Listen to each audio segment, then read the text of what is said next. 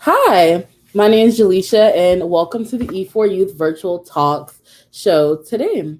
My name is Jaleisha Bass, and I am a digital docent with E4 Youth. I'm a student at the University of Texas with a double major in journalism and communication and leadership. Today, for our first virtual talk, we'll be having Jenaro Diaz. Jenaro Diaz has earned a reputation as an innovative bicultural interactive developer and designer with expertise in creating and executing imaginative interactive campaigns in both English and Spanish. So can we welcome Hanaro to the stage? Hey, hello everybody. Thank you for Hi. having me. Thank you for your intro, Yalisha, and um, welcome. Yeah, welcome. Just so everyone knows, today Hanara will be speaking for about 30 minutes.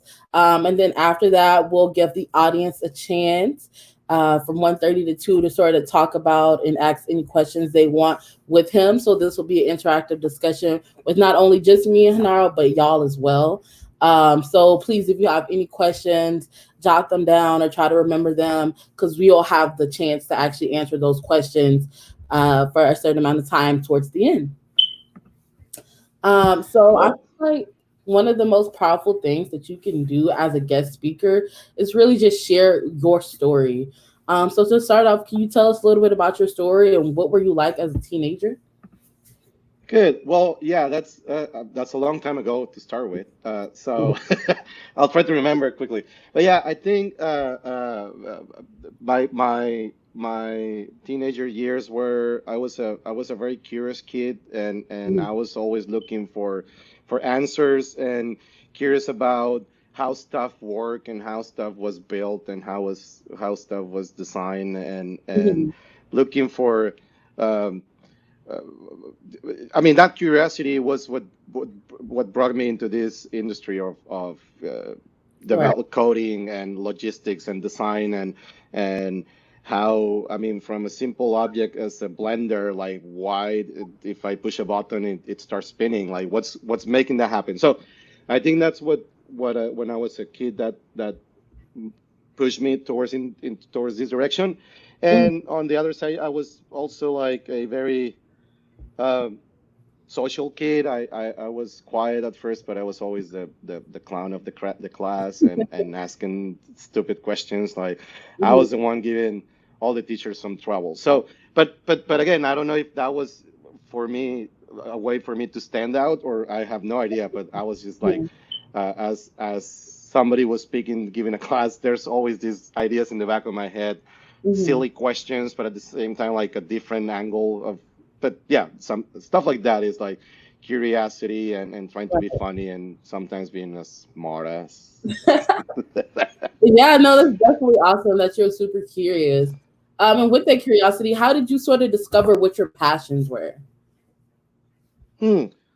Um, I mean, I was growing up in a very like when all this gaming industry started, like Mhm. Atari and then computers, personal computers. So I was a kid when I saw computers in businesses and whatnot. So I I was always attracted by that, by the digital stuff aspect. And then Mm-hmm. when I was still maybe in high school, and you started to see all these interactive encyclopedias. I Mm-hmm. mean, when I was a kid, I love encyclopedias because I wanted to learn stuff, and I will just pull up a book and find words or whatever. So Mm-hmm. when that transitioned to interactive encyclopedias like Encart, I think it's Encart or something like that. Um, that was one of the things that I'm like, that's what I want to do as professionally, like build those CD-ROMs, interactive pieces with videos, and Mm-hmm. pretty much what it all got started, and that transferred to uh, at the time. That's when it transferred into the web. So it was very good. I think it was a very good timing Mm-hmm. when the whole web stuff started, that I was still a kid, and there was no books to read about. So it was all self-learning, and learning how things can be done, and but I think it was that, like seeing these CD-ROMs that or CD-ROM games, and that's what kind of like draw me into this direction. I mean, that was Mm-hmm. like the earliest that I can remember about why I chose this path, pretty much. Right. And as you progress through those times, especially doing like self-paced learning, did you pick up any mentors along the way or people who encouraged you into this path? Yeah, I mean, more than yeah, it was. I think early on I went to school, college for graphic design, and I was relying on one of the there was one teacher who was more open and collaborate, and even though I mean, I was not trying to go into the print stuff direction of graphic design, and so there was nobody, not a lot of people to ask about that. But Mm-hmm. then right after I think I was still in college, and I met this amazing illustrator who was living in the same hometown back in Mexico, and his name is Federico Jordan. Mm-hmm. Um, and this guy was obviously a very famous illustrator at the time. He was freelancing for all the new web companies like Yahoo and stuff like that, and we were neighbors, and I will see him uh, knock on my door at 3 a.m. and I was just on my computer, and we'll start chatting, and I was asking all these questions about, hey, what does it take to be a freelance, Mm-hmm. and he was very encouraging and supportive about doing that, going to that direction. And back then, being a freelance was like, you're crazy, because I'm talking about 20 years ago. Mm-hmm. Because of there was no there was no platform or anything like that. Right. But that was a very I mean, he was a very passionate person about his career, and he still is, and I still admire his work very much, and we still stay in touch. And but but seeing him doing whatever he wanted to do, that was like, I want to be like him when I grow up, like Mm-hmm. work from anywhere, do whatever I wanted to do in Right. professionally, and that was, I was never looking to be an employee or part of a company per se. Mm-hmm. Like it was more like either do my own stuff, and that Mm-hmm. it's scary, but nowadays it's easier, and especially with the current situation, it's even easier to do it. Like you're gonna be pushed into that arena pretty soon. Yeah. Yeah, you ain't never lied. And with that, what type of obstacles did you overcome to sort of get to where you are? I think I mean I grew up in a good family and all of that, but at the same time I'm not.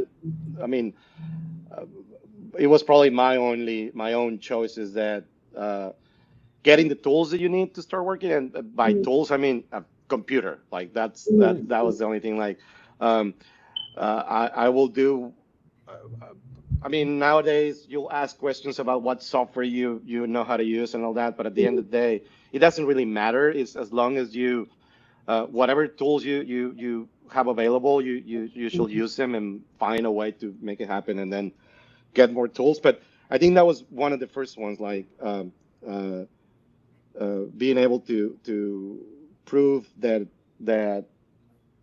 being in the digital world was hard, but I think the main point was like the school I went through, it was more like art focused, and it was like the first or second year of web design, and they didn't really care about like computer science. So I was doing my homework as you will use like by drawing by hand and all that, but I was also had to do it. I did it by myself on a computer with whatever software I had access to, and but teachers didn't like that. They really want you to do everything by drawing. Now I get the point, but at that point, it was like I was doing both just because I really want to push the digital aspect of it. And I had the same issue with the photography teacher. Like, no, there's no future in digital photograph. And I'm like, okay, sure. Like, we'll see in 20 years. And now we're here. But yeah, I think just like moving forward, and that was a big change back then. And I think trying new things is not always that whatever you have access is the best. Is like whatever you have access to as tools, just Yeah. use them Yeah. however you want. At the end of the day, it's like whatever is best for the end product. Hmm. For sure. And you say you went to school. Can you tell us where you went to school at? And where you're from? Well, I'm originally from Mexico. I was born in Saltillo. Mm-hmm. It's south of the border, pretty much. I went to college there for graphic design. Part of uh, this situation with the teachers and all that. By the time I graduated, they pretty much asked me to be their computer science teacher in the same school, and I did that for probably a year or two. Then I moved to a different city in Mexico and in Monterrey, and Mm-hmm. then I moved to Austin 12 years ago, pretty much. Why did you move to Austin? Why or how or what? Why? What? Okay. Well, I mean, I visited Austin like everybody else in 2006 for South by Southwest. So that was the first official visit to Austin. Mm-hmm. Uh, I was nominated for their interactive awards or web awards, what's the name back then, and for one of my clients' projects, and um, uh, the project won, and me and my wife were obviously planning to move to the U.S. eventually, so our kid could start school, and uh, so that was kind of like the first step that opened a lot of doors, and obviously. The industry that I was aiming at in Austin was great, so there was a lot of work, like for freelance work, Mm-hmm.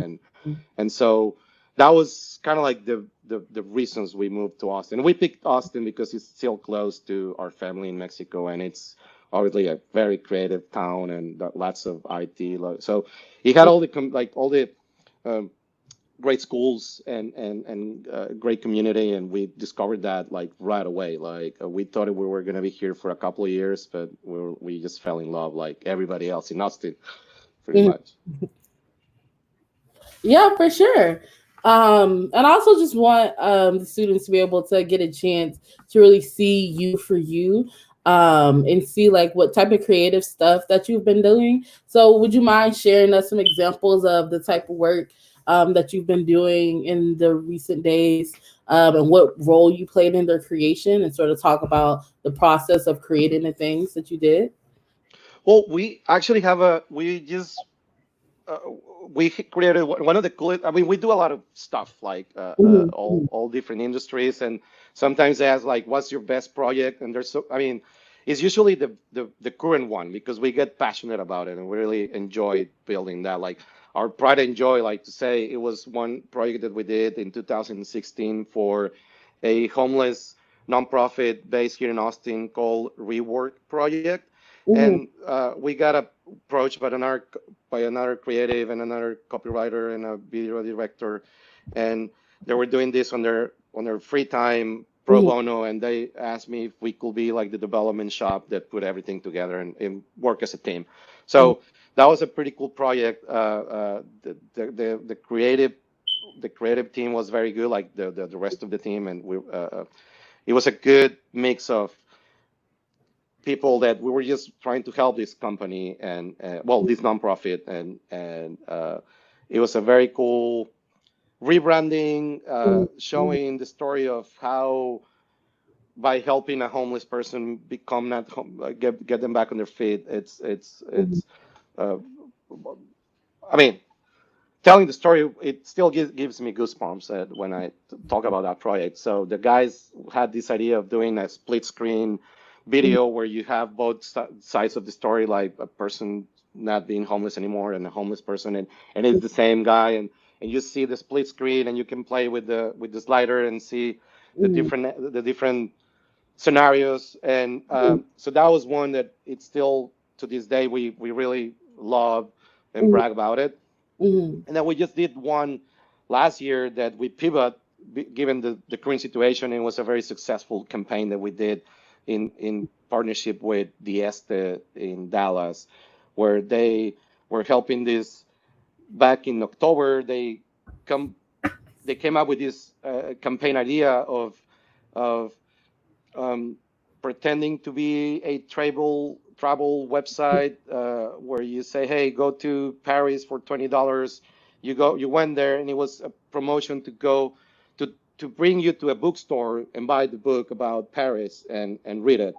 But it was to bring people to the actual store, um, and I mean, it was okay at the time. But then when this whole coronavirus happened, Uh-huh. uh, the agency and the client thought about this spin-off of announcing on social media that they were going to shut down the bookstore because of coronavirus, but they were going to turn into a um, travel agency.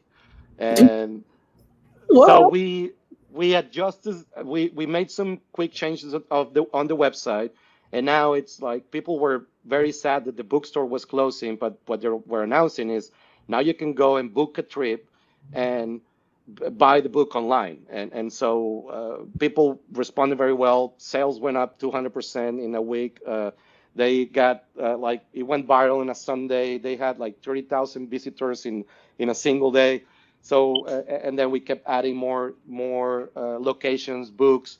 So and it's the the idea was very simple and very easy to accomplish, and it was a campaign that didn't work quite well, but with the whole situation, we kind of like twisted a little bit, and I mean, it was perfect timing for that campaign. Yes, like, but it was 3 months ahead of its time. But so we like working with ad agencies when they have like these crazy or different or good ideas or giving back ideas or community, and we love working and doing that sort of stuff for them. right. The book the website that I'm talking about is gobookatrip.com. I'm pretty sure that's, if not, I'll double check. The other one for the rework organization is reworkproject.org. Um, Check them out; they're both pretty cool, and that's the sort of stuff that we like collaborating with other creatives, agencies, or companies, pretty much. So you did this through your company and not as freelance work, correct? Or Yeah, I mean, well, again, could you to give tell you me a more little, about your company? uh, Or what does DJNR means, first of all? it used to be a nickname that I got in my first job. My boss called me uh, DJNaro or DJNR, and so uh, I registered the domain years ago, and I was using it as a freelance, and then it Mhm, kept growing. I mean, I kept getting more and more work, mhm, and it got to a point where several things happened. I want to say 7-ish years ago, where mhm, again the web changes all the time. I was a very proficient Flash developer back then, and mhm, it when the iPhone came up and they pretty much killed Flash, and I was still getting out of work, and that's when I decided to start assembling a team, and I started bringing people that I worked with before and tell them, hey, I know we're freelancers, but why don't we just work as a team full time and whatever we get as so we just started growing from a couple of guys, 3 guys, and then we're 10 right now, and obviously we want to keep it that way, kind of like a boutique size, so we're not a big mhm, corporation. Like, we're not going to do that at all. We're just mhm, trying to have fun and again collaborate with other companies. But yeah, I mhm, mean, a couple of years ago, I will still say yeah, we're just a bunch of freelance working under the same roof, but Mhm. we're getting we're getting beyond that now. Like we're Right. trying to take we're taking that next step as a company and look more like a real company. But even though we are, but yeah, I guess you get the point. Yeah, I mean, how did y'all like meet and come together to do something like that? A lot of people start off on their own. Like, how did you meet other freelancers doing the same thing as you and get them to really jump on the team? Um, well, I think that's a good one because back in the day there was no Facebook, not a lot of places online to look for work. Right. Um, Honestly, it was more like word of mouth or connections with different companies. There was this, I mean, uh, when I started looking for jobs in Austin, it was all gigs from Craigslist, Mhm. literally. Like Oh, probably 2 or 3 months before we moved to Austin, we made the actual move. I was just checking Craigslist on a daily basis, and there was always like five, six things related that I could do, and so that was back then. That was one of the only networks or places that you could find freelance stuff. right. Um, but then things kept growing and growing, and LinkedIn and all these other networks came up. But it was, I mean, it was just the internet, like in general, because there Right. was no real communities online. Hmm. For sure. And what softwares did you use when you started doing this to compared to what do you use now? A computer. Like, like I what mean, you did do like your designs and create stuff. yeah, I mean, at the very again, it's a funny story because this guy, Jordan, the illustrator freelance. Right. This is a story we always remember when we get together and laugh about it because I'm telling you, it was maybe 1 a.m. and I used to have this Ciber Cafe back in Mexico, and I was sitting at this at my computer, and then this guy walks in like usual, like every midnight, and has a CD on his hand, and he's like, "Hey, I just bought this thing. It's called Flash. I have no idea how it works. I'm sure you'll figure it out." So, needless to say, I was there all night long. I stayed up all night working and playing with that piece of software. He came back next day. I don't remember what time. Like, hey, see what I did, and like, yeah, I knew you were gonna figure it out. So that took off. That's literally the software or platform or whatever that I became an expert at, Mm-hmm. and it was not, I mean, I know there's ups and cons and all that, but it was the tool that I needed to bring all this real interactive stuff, real animation, video, audio, games. That took off. Like I was building games, I was doing flashy websites and all that. So um, that was my main tool, and obviously I had to use Photoshop and Adobe Illustrator just to prepare graphics. But at the end of the day, it was like Flash, all of it. Uh, as we there was, I mean, all of the time there was these many tools trying to kill it or trying to compete with it, and we just kept working on it. Uh, Nowadays, I mean, at most I will use maybe still Photoshop, Illustrator, XD, Slack, no, Sketch, but I'm not so much involved in the actual nitty gritties. I mean, I don't. I'm more like managing and creative directing and business development. Uh, but I can sometimes sit down and do whatever we have to do to get the job done, pretty much. Mm-hmm. Wow, that's really awesome. Thank you for sharing about that.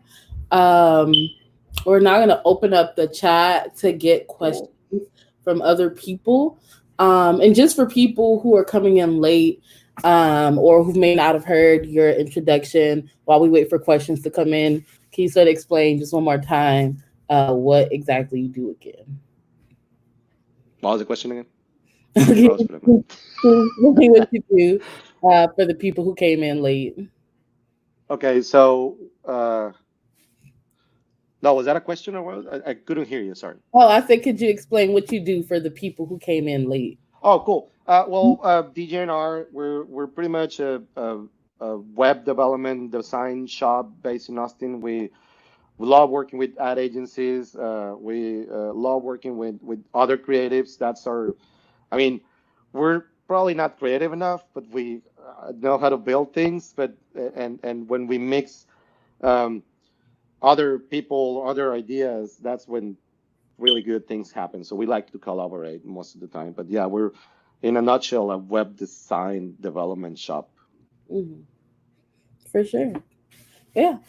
So now's the time to take questions from anyone in the audience. So if you have any questions that you would like to ask Hanaro, please put them in the comments and we'll read them out for sure. Cool.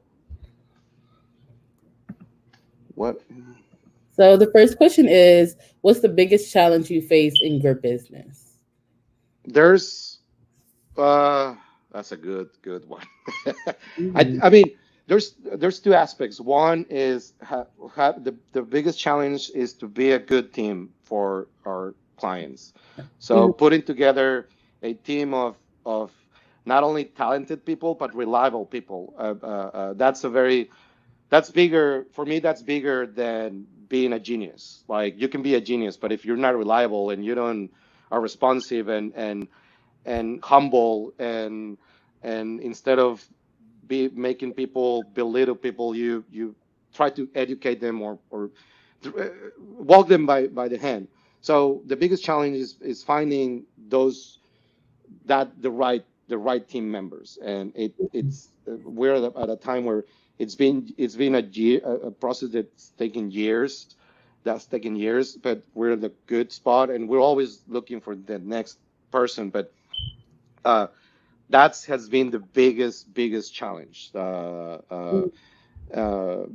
Honestly, other than business wise, yeah, it's hard to find work. Mhm. Mhm. It's competitive.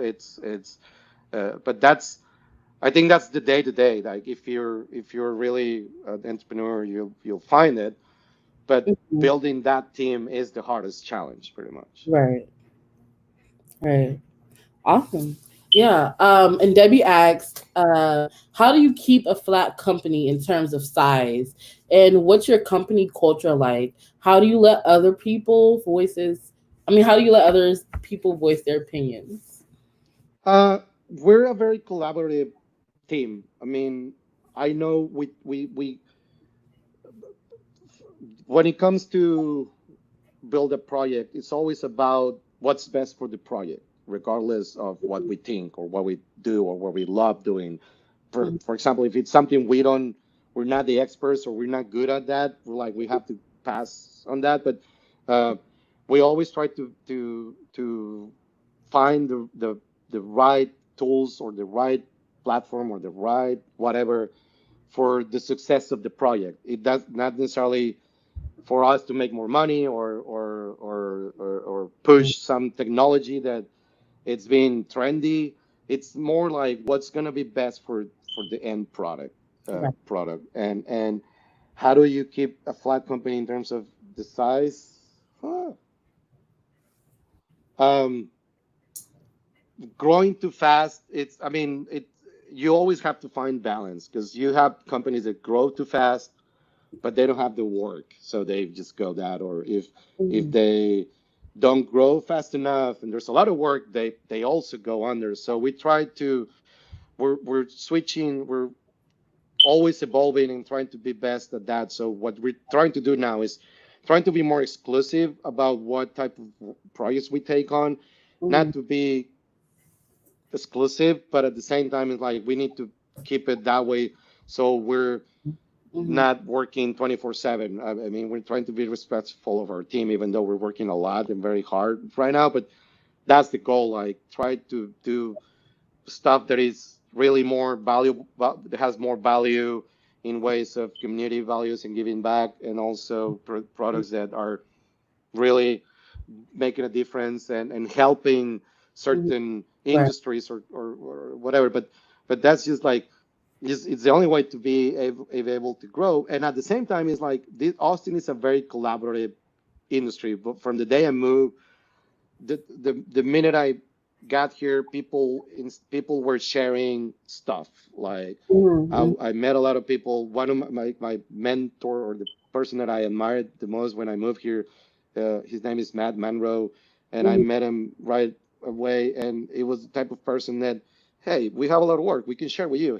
I mean, it's not that we're condescending or anything like that. It's like we're not. That's not our expertise. You're the one, and even working with companies that were doing the same as I was doing, there's always overflowing of work. And Mm-hmm. Austin is such a cool community that we don't see other companies that do the same thing as competition. We see them more as colleagues and collaborators, Mm-hmm. and so that's something that add a lot of value, and that's part of our core in our company, like about Austin. It's not we're not competing. Honestly, we're trying to do our jobs better. And if there's always somebody trying to build their business or trying to open something, and we still have that helpful service that we love doing, pretty much helping others. Mm-hmm. Awesome. And so our next question is from Jocelyn.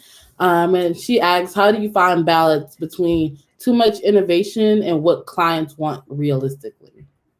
That's a good one because, for example, we're trying to stay on.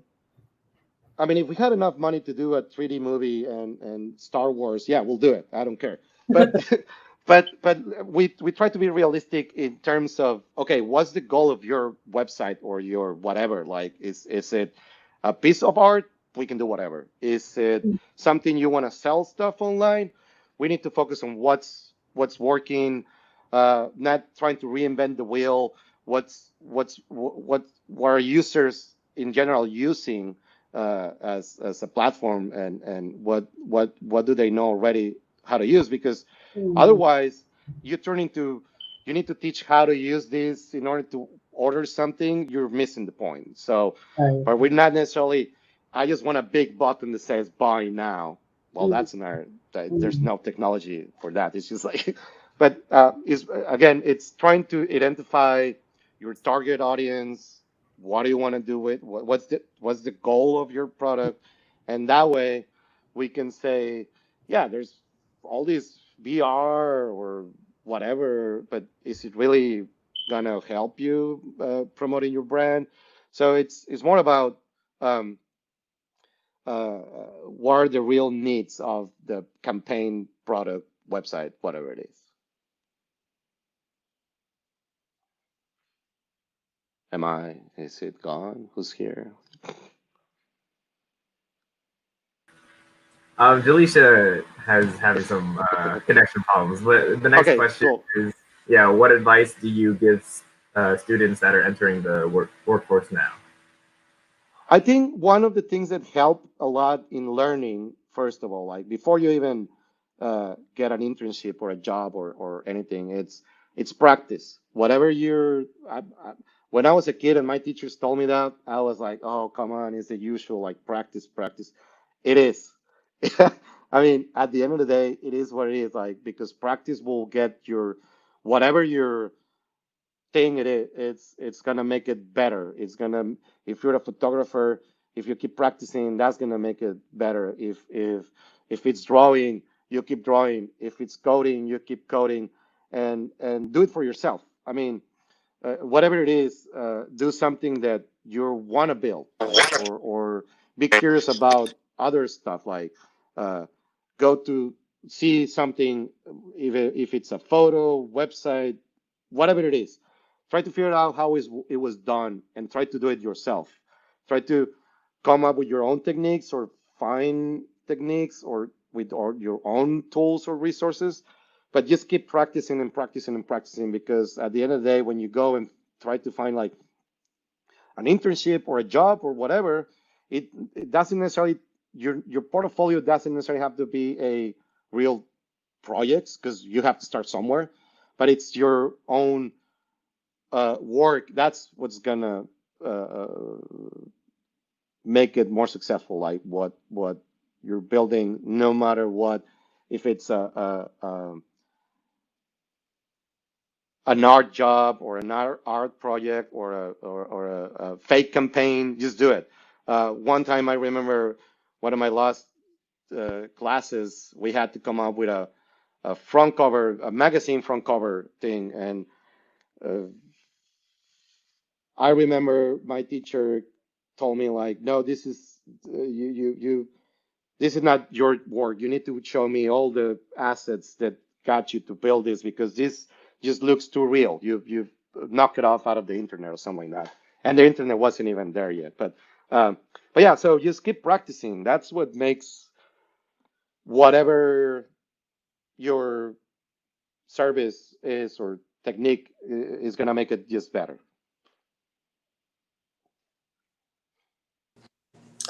Awesome. So David has another question. She said, when you're choosing slash accepting clients, how does being ethical come into play, and what is your social corporate responsibility?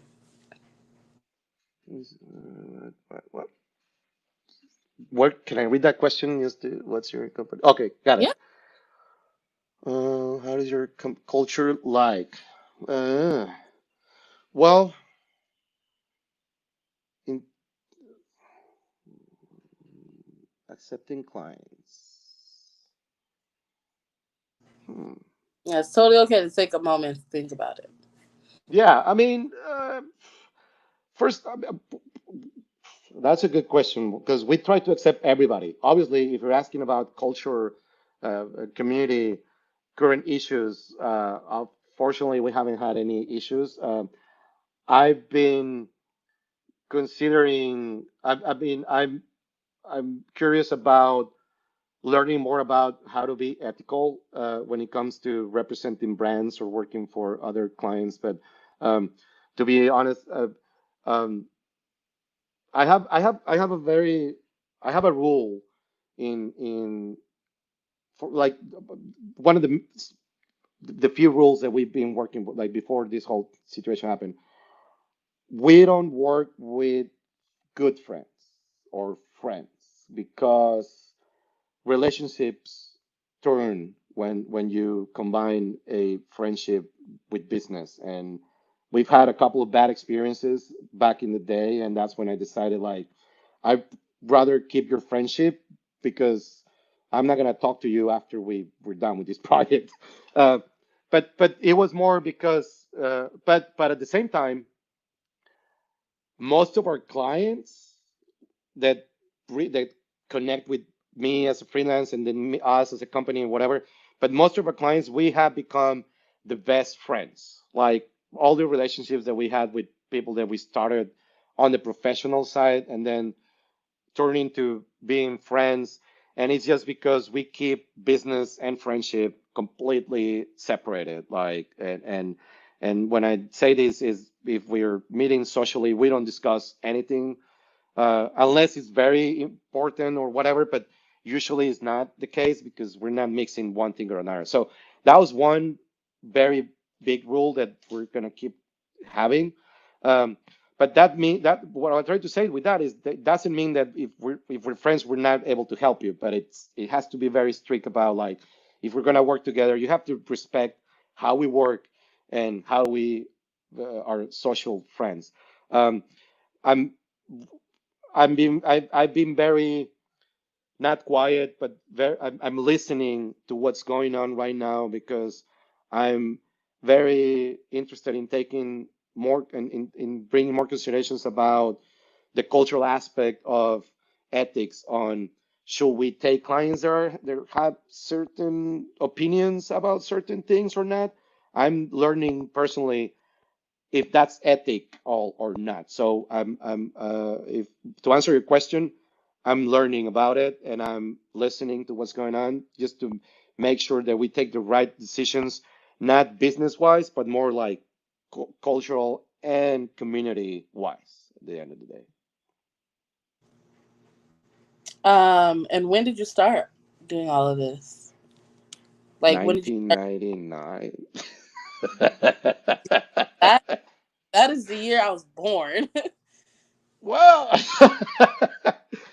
I mean, yeah, I think somewhere around 2000, 2001. I think 2001 end of the year. That's when the last. I only worked at three different companies. Yes, I only had three jobs. The last one I had, we all got laid off. It was not just me, but the whole company got like kind of like went under, and that's what forced me into freelancing. And I think that was by the end of 2001.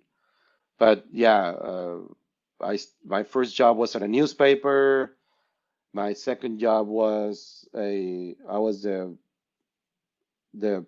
I was in charge of the department of e-learning of a big steel company. And by in charge of the e-learning department, I was the e-learning department, pretty much. So, and then I work at a brand digital agency, and that was it. And then I started freelancing after that. For sure. Our next question is by Leah. She says, "How do you gain experience for offers that are supposed to get you that experience?" I think that's a practice. Like I know it's. I mean, it sounds, I don't know if it's a good answer or not, but I mean, you start with small projects. Like maybe you do a logo for your friend company or your family's brochure menu for a restaurant. But again, it doesn't. That's the problem. Like we need experience, but we need a person without experience, like no experience paying, right? Um, but practicing, but practicing and doing stuff that it might not be a real thing, it's still a real thing. You still put the effort and use the right tools and made it look professional. That's enough for that should be enough for somebody to say, yeah, you know how to use the tools, you know how to take a photo, you knew how to put it together in composition and paint or whatever your thing is. Just practice and practice and practice and until it's like being a painter. A painter keeps painting and painting and painting until somebody buys his art, and that's it. Like, and it's the same with this. Like you keep nowadays it's so much easier. There's so many tools out there to do so much stuff that back then it was harder. And I'm not complaining. I'm like, you have the tools. The thing is your own creativity and passion about what you do. It's practice, practice, practice, and I mean, do your own fake campaign or ad or design. Yeah, when you're trying, I guess when you're trying to like gain all of these experiences to do stuff, I mean, like, how do you like prove yourself to other people, like, and how do you like sort of like set like your pay whenever you're doing like freelance work? Like, how do you know like if this is like if this is like not enough, like how do you say like, oh, like my work is like better enough for this? So how do you know when it does get to that point? Because you made the comment about like no experience pay, but like Yeah. when your work like have enough experience to where you deserve like a certain amount. You know what I mean? I mean, the freelance, it's a tricky, uh, it's a tricky way to price your time. But at the very basic, like let's say go to the basics. You have no experience. You don't know how to use any tools. It's your time at the end of the day. Like how valuable is your time to spend an hour or two doing something instead of having spending that time with your friends and family or doing whatever makes you happy. Like how much is that for you versus that? Like do you need how much money to then do this much time? That's like at the very basic level personal thing. But then you need to add to your equation your education, your experience, what tools you know how to use, and it's not just only knowing. It's experiences. It's knowing what button to push. Like you can push any button, but it's knowing what button you have to push, and that's the experience. Like because you can push them all and see what happens, but coming in there like just push that one and that's it. And in that one, I remember literally one of my first freelance clients, and again, and this is back in Mexico, not even here, so it's even worse. Um, but I remember I got a project with this big company that were doing notebooks and like pencils, like stuff for schools, like notebooks and pads and all of that. So they had a huge catalog, like 300 different designs and whatnot. So one time they asked me to also design not only the website a lot, but they asked to help to design their business card and their uh, the all the print stuff. And I remember doing the business card, and then obviously the design has to be similar to bring it to the sheet of paper with the name on top of that, and well, they look similar. The client asked me like, well, why should I pay you this much money for that if you just copy paste your design from one thing to the other one? I'm like, well, that's how much I charge for copy pasting at the end of the day. So it's that sort of stuff like where your time is valuable at the end of the day, and then you add experience, and then you add knowledge, and then you add tools, and you add your equipment, and then that keeps adding up. And at the end of the day, you're a business. You need to come up with that equation of how much time and money I've invested in my experience, and then that's why I charge this much. And then you have the competitive aspect of it, like everybody's charging this much, but I'm either better or worse, or so that's all these factors at the end of the day. They are pretty hard to come up to that, but at the end of the day, is how much is your time, the value of your time. Right. And then the next question from Jocelyn is, how do you make yourself valuable to companies, especially if they're on the fence about collaborating? We're our the way we do that, and we do that every all the time. Like we're not just one, hey, here's your project, see you later. We'll never see you again. We love collaborating with similar companies and ad agencies because we bring our experience and knowledge and services to the table. But not only that, it's we like being there. Like we want them whenever they have a IT or tech or a web problem, we want them to think about us. Like, oh, who do we call? Like, who do you call? Literally, like my email is broken. I don't know who to talk. And they call us, and we're there for that for them, not just oh, wait, let's build a project. It's more like whatever you need in this subject, we're here to help you and guide you because you need to focus on your own product. Like if you're a company that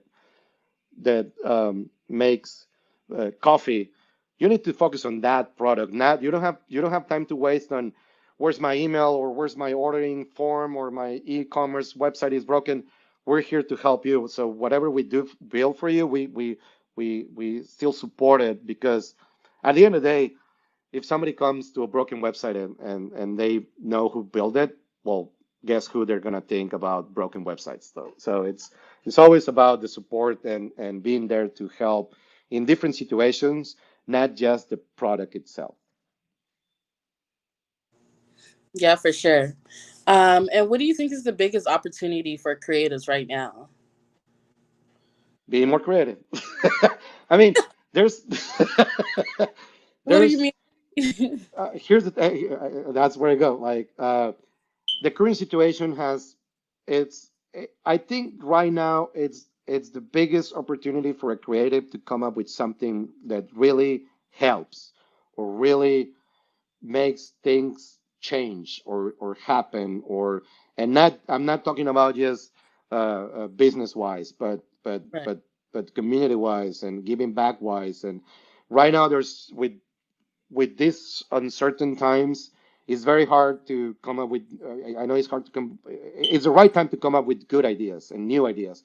Back then, everything's planned. Like, oh yeah, we have this event, and then the next event, and then that happens in this festival. So you kind of like go into a very structured thing. right now it's so disruptive that it's time for good ideas or crazy ideas, and if it works, it works. If it doesn't, it doesn't. But again, that's part of practicing, and right now it's a good time to come up with ideas that not necessarily are gonna make you make a lot of money, but it can help a lot of people, and I'm sure people are going to be open to better ideas at this time. But some regular times, um, people are not very open to new ideas because they don't want to risk. Right now, I mean, we're living in a situation where let's go all in, or go up with a bang, and that's part of we're trying to do that too as a company. Like we're preparing to different times and new times, and that's where being creative right now, it's a very powerful tool at the moment. Yeah, for sure, definitely. And what inspires you, like a movie, music, or something that you follow? Nature, like I'm not a not, by saying that, let me rephrase that. I'm not an outdoorsy person, but nature itself inspires, because um, you can I mean, I know nature has a way to work, but it's still very magical how and very interesting how from chaos this comes, because at the end of the day, whatever the only reason we're here is because of randomness and chaos. And I like that those patterns in nature. Like I like how nature itself creates patterns, and because it's how it evolved into what it is right now. So not being an outdoors person, but it's still appreciate, and that's one of the graphically speaking and idea and creative speaking. It's that the chaos in nature, but not necessarily being outdoorsy. But and math, even though it's usually math, people are not creative, or but it is part of it. Like, but yeah, it's that, and I like um, music in the terms of I like instrumental music and chill music because I don't like being distracted by lyrics. Mhm. Uh, if I'm working, and I'm listening to music more like ambience music. But and if for some reason I get lyrics, I start singing or I get distracted, so I lose. So that's why, pretty much.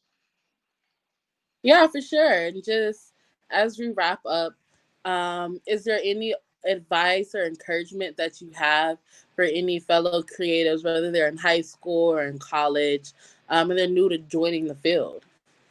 I think that's it's again very again practice. That's my main advice. The second, like, question everything, because a teacher may be telling you something today, and in 3 weeks it's going to be different because whatever. So uh, listen, but at the same time question. Being in the creative business is not very. Uh, I mean, anything can be right, or anything can be. It's not. It's more like question techniques. Try your own stuff. Copy, mix, and again practice. Figure out how things were done.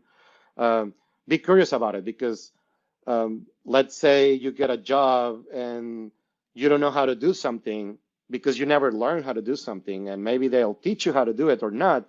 But it's better to go up. Don't wait for something, so for somebody to teach you how to do something. Go and learn it yourself, and then practice it and repeat it until you perfection your thing. For sure. Dang. Thank you for sharing this with us.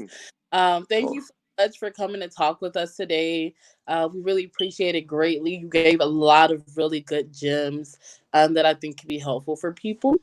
Also, just so everyone knows, this won't be the last talk like this that we'll be having. We'll be having talks like this with several different people in the creative field throughout the summer with E4's virtual talk series. We stream not only on Facebook but on YouTube as well. And we'll stream on Thursdays at 1 p.m. every week. We'll give you guys a couple of minutes to come on as well. But we'll be doing this every Thursday at 1 p.m. So make sure you tune in next week as well. And I just want to thank you all for joining. Yeah, have a great day. Thank you for Great. coming, Janero. Well, thank you very much, everybody, and we'll be listening every Thursday at 1 p.m.